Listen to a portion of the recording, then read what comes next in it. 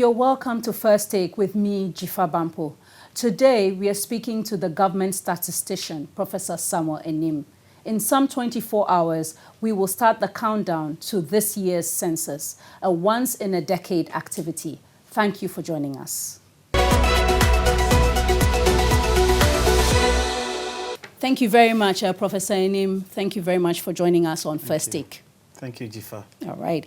So this is a once-in-a-decade activity, the National Population and Housing Census. I understand this year's is a unique activity. Can you explain why? Thank you, Jifa. Indeed, in several respects, the 2021 Population and Housing Census is unique in several respects. And one of the dominant features that makes it distinct from other previous censuses is the use of technology and the extent to which we are injecting technology in the 2021 Population Housing Census. Let me give some specifics in terms of the technology that we are putting in place for the 2021 PAC. Anytime we talk about technology-driven census, people avert their minds to the use of tablets. But I'm always quick to say that although this is the first time we are using tablets in data collection for the census, it's not the first of its kind for Ghana Statistical Service. We just did the Ghana Census of Agric, which we used tablets, and also in our last Living Standard Survey, we used tablets. But what makes it technology-driven is improving on the resources around the use of tablets for the data collection. So one of the things that we've done to improve the use of tablets is the superimposition of geospatial resources to ensure that we have benchmark data and to improve the data collection process. So just to interrupt you, when you talk about geospatial resources, that is then using technology to have an overview of the land and mass. Excellent. So ahead of the census, we have a lot of satellite imagery, which is giving us information on where structures are located in the country. So based on our international collaborations, we've had access to building footprints in all the 51,916 enumeration areas. This data set has been underlaid over the demarcation exercise that we did. And while we go through the enumeration areas, the enumerators are aware of where some of these structures are located to ensure that every structure is visited. Another way by which we think the 2021 Population Housing Census is using technology to make it a distinct exercise is the institutionalization of a data monitoring mechanism. So for the first time, we have a dashboard that has been developed. So for instance, as government statistician, I can view all that is happening in all the 51,916 enumeration areas while I sit here. Is it in real time? In real time. So once data is collected, we are able to benchmark the expected data that has to be collected in each district with what is actually being collected.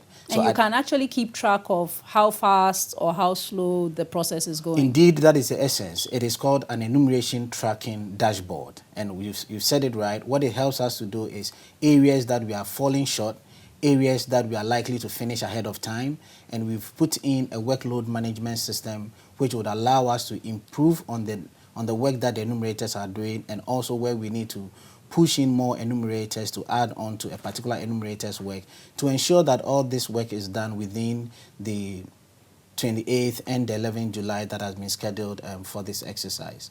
In terms of the uniqueness beyond technology, I want to touch on two other things, if you don't mind. One has to do with the decentralization of the work. In previous censuses, although we had decentralized the activities, it occasioned at the time of the data collection.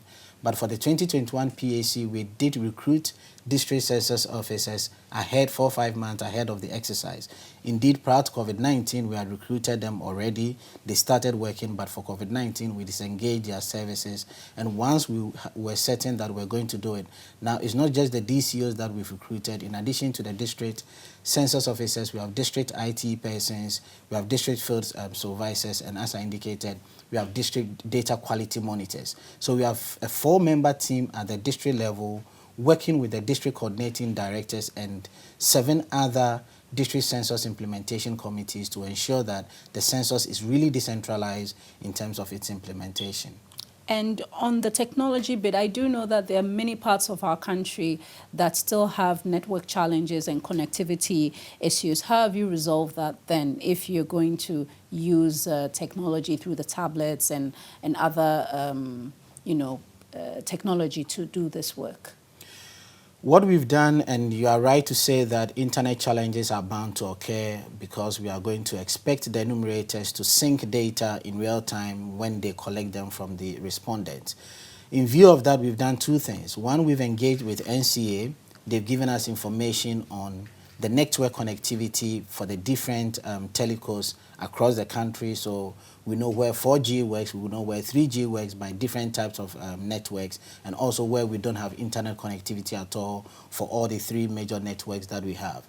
In view of that, we are not expecting syncing of data via internet as the only option for getting data to head office. We have Bluetooth mechanism where the enumerators without internet with Bluetooth, if they get into contact with their supervisors, the supervisors can then sync the data to HQ.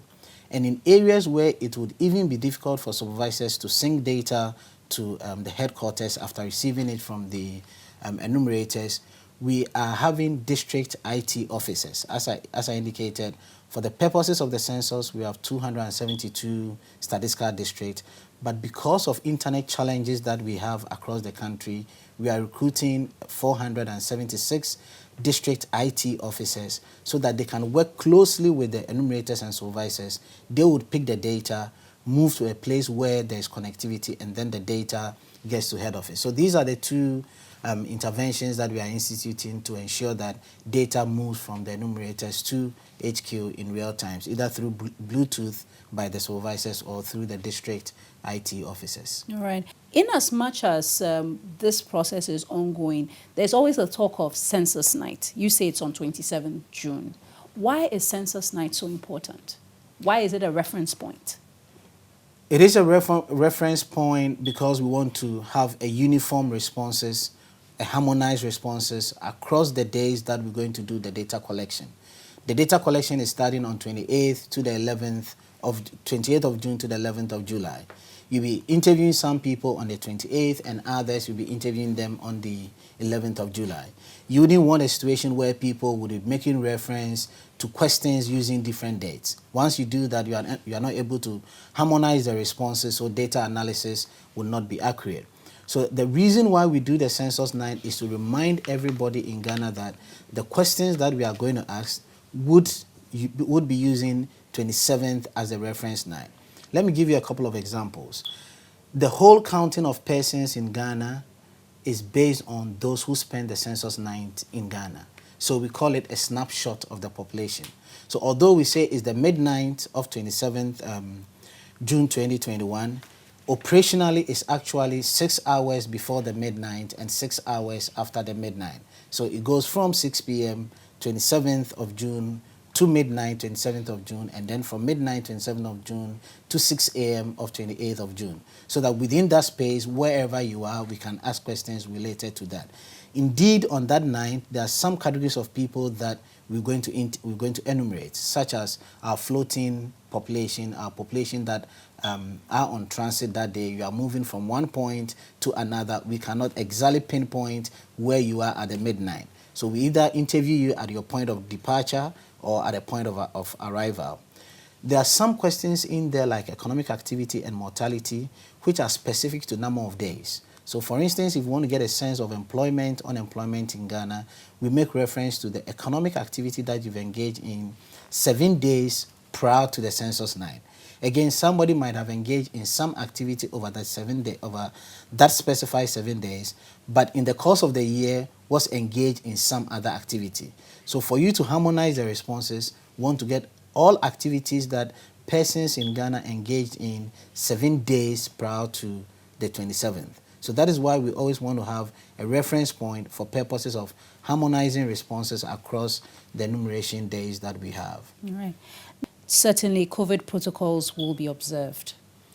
Indeed, we have procured all the PPEs, the personal protective equipment. We have procured the face masks. We've procured the sanitizers. We have all the tissues, the liquid soaps, the Veronica buckets, and we've reached an advanced stage in getting the Ghana Health Service to give us vaccines to ensure that while we train the 76,500 field officers, they are vaccinated over the period. Indeed, some of them have already taking the jab, the vaccination, and currently we are at the phase of collecting the information from the field officers in terms of those who have already been vaccinated. We'll pass this information over to the Ghana Health Service, and then those who are yet to be vaccinated will do the needful to ensure that they are. So we are adhering to all the COVID-19 protocols. Indeed, one of our cost overruns is as a result of ensuring that we don't keep more than 40 people in a classroom. Hither to COVID-19, we're going to put about 60 people in a classroom, but for COVID and adhering to the recommendations, we are keeping 40 people in a classroom, which will require that you need more spaces, you need more facilitators when we are training our field officers.